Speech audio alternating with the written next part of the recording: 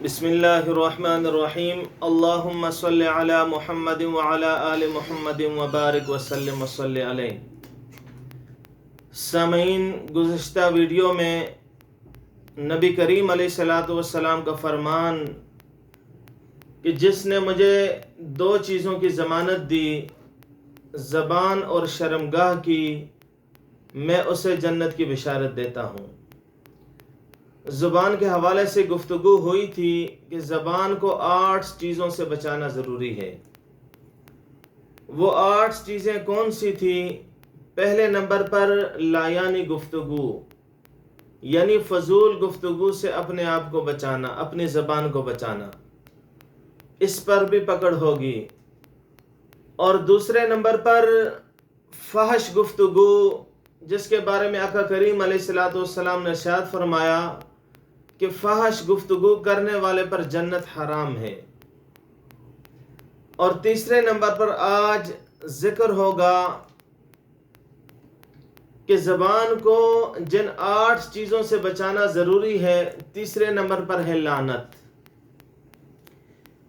کسی مسلمان کو یہ زیب نہیں دیتا کہ وہ دوسرے مسلمان بھائی پر لعنت کرے۔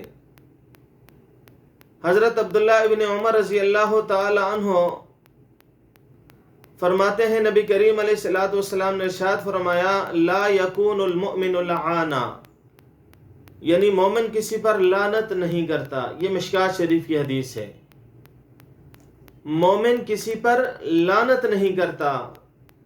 ایک سفر میں ایک عورت نبی کریم علیہ السلام کے ساتھ تھی۔ اس عورت نے ایک اونٹ پر لعنت کی، تو میرے آقا کریم علیہ السلام نے اس اونٹ کو ننگا کر کے، یعنی اونٹ پر جو کجاوا تھا، اس کجاوے کو اتار کر میرے آقا کریم علیہ السلام نے اسے قافلے سے باہر نکال دیا اور فرمایا کہ یہ ملعون ہے، یعنی ایک جانور جس پر لعنت کی گئی، میرے آقا کریم علیہ السلام نے اسے قافلے سے باہر نکال دیا اور فرمایا کہ یہ ملعون ہے۔ صحابہ فرماتے ہیں ایک عرصے تک وہ اونٹ ادھر ادھر گھومتا رہا، لیکن کوئی شخص اس کے پاس نہیں گیا، اس اونٹ کے نزدیک سے بھی کوئی شخص نہیں گزرا۔ کیوں؟ کیونکہ اس پر لعنت کی گئی ہے، یہ ملعون ہے۔ اور اگر کوئی شخص، کوئی مسلمان اپنے مسلمان بھائی پر لعنت کرتا ہے، اگر وہ لعنت کا حقدار نہیں، لعنت کا مستحق نہیں، اس کے بارے میں آقا کریم علیہ السلام کا کیا فرمان ہے؟ یہ ترمذی شریف اور مشکوٰۃ شریف کی حدیث ہے۔ حضرت عبداللہ ابن عباس رضی اللہ تعالی عنہ اس حدیث کے راوی ہیں۔ نبی کریم علیہ السلام نے ارشاد فرمایا، انہ من لعن شیئا لیس لہ باہل رجعت اللعنۃ علیہ، بے شک جو شخص لعنت کرتا ہے کسی پر، اگر وہ اس کا اہل نہیں تو لعنت اس پر لوٹ آتی ہے۔ اگر کوئی شخص کسی پر لعنت کرتا ہے، وہ اگر اس کا مستحق ہے پھر تو ٹھیک ہے، لیکن وہ لعنت کا حقدار نہیں، لعنت کا مستحق نہیں، پھر اگر اس پر لعنت کی جاتی ہے تو میرے آقا کریم علیہ السلام نے ارشاد فرمایا وہ لعنت کرنے والے شخص پر وہ لعنت واپس لوٹائی جاتی ہے۔ تو مومن کو زیب نہیں دیتا کہ وہ لعنت کرے۔ سیدنا صدیق اکبر رضی اللہ تعالی عنہ نے ایک مرتبہ کسی چیز پر لعنت کی تو میرے آقا کریم علیہ السلام نے ناراضگی کا اظہار کیا۔ ارشاد فرمایا، اے ابو بکر تو صدیق ہے، تجھے یہ زیب نہیں دیتا۔ پھر ارشاد فرمایا، اے ابو بکر رب کعبہ کی قسم، تو صدیق ہے، یہ تجھے زیب نہیں دیتا۔ میرے آقا کریم علیہ السلام نے 3 مرتبہ ارشاد فرمایا، اور سیدنا صدیق اکبر رضی اللہ تعالی عنہ نے توبہ کی، اور توبہ طائب ہو کر آپ رضی اللہ تعالی عنہ نے ایک غلام آزاد کیا اور کفارہ ادا کیا، اور آپ نے آئندہ توبہ کی کہ میں آئندہ کسی پر لعنت نہیں کروں گا۔ لعنت اتنی بری چیز ہے۔ اور یہاں پر یہ بھی ذکر کرتا چلوں، ابو جہل فرعون، شداد، اس قسم کے بندے جو کافر ہیں ان پر لعنت کرنا جائز ہے. اور مطلقاً کوئی شخص جھوٹا ہے، مطلقاً کہہ دینا جھوٹے پر اللہ کی لعنت، یہ بھی جائز ہے. غیبت کرنے والے پر اللہ کی لعنت، یہ بھی جائز ہے. مطلقاً کہہ دیں، کسی کا نام لینے کی ضرورت نہیں.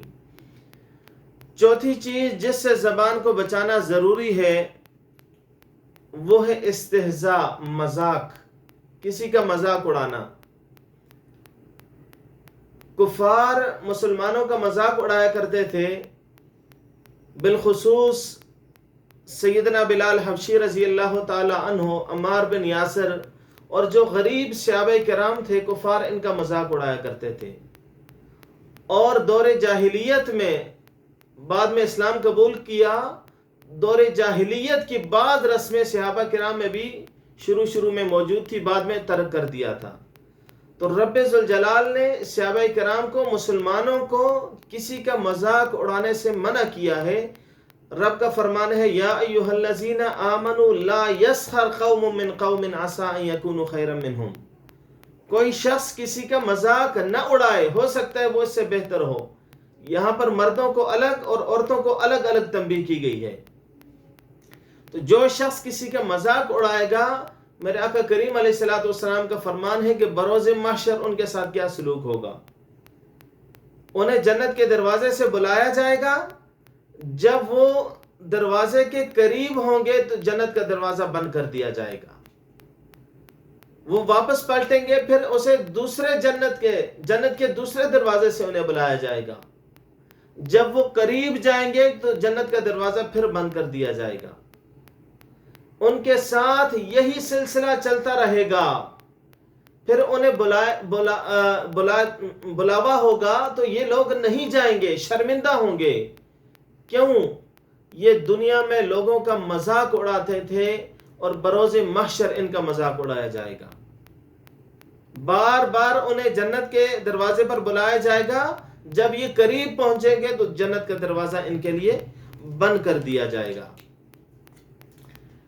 پانچویں چیز جس سے زبان کو بچانا ضروری ہے وہ ہے غیبت. اب غیبت کیا ہے؟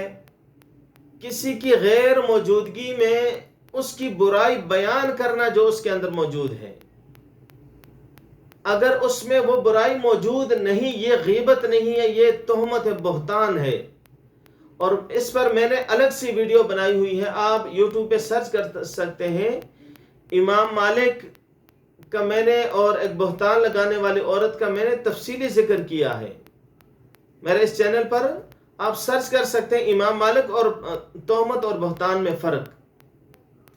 تو نبی کریم علیہ الصلوۃ والسلام نے سے کسی نے پوچھا کہ یا رسول اللہ صلی اللہ علیہ وسلم، کیا کوئی مومن زنا کر سکتا ہے؟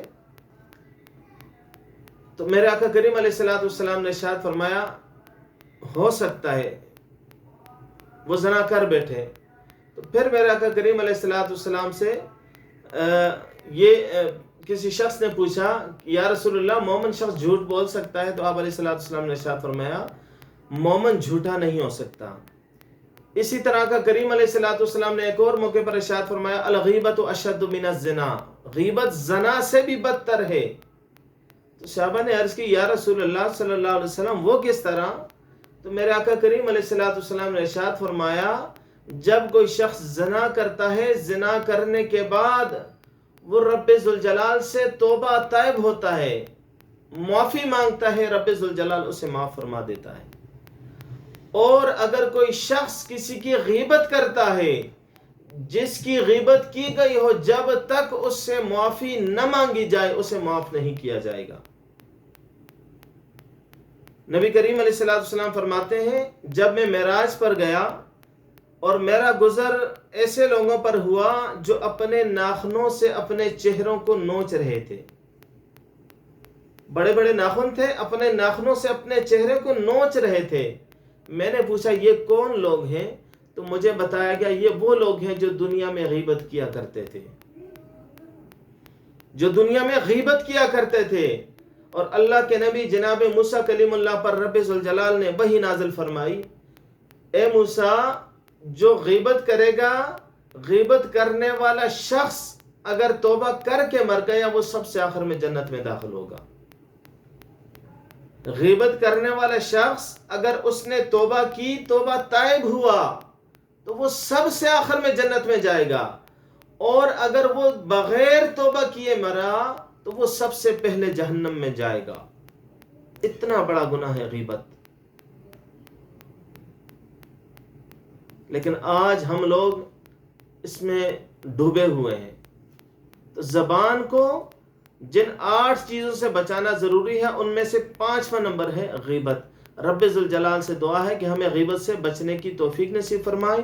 اور جن احباب نے ہمارے اس یوٹیوب چینل کو سبسکرائب نہیں کیا ان سے گزارش ہے ہمارے اس یوٹیوب چینل کو سبسکرائب کریں. اور اگر آپ کو ہماری ویڈیو پسند آئے لائک اور شیئر بھی کریں تاکہ نیکی کے اس کام میں آپ کا بھی حصہ شامل ہو.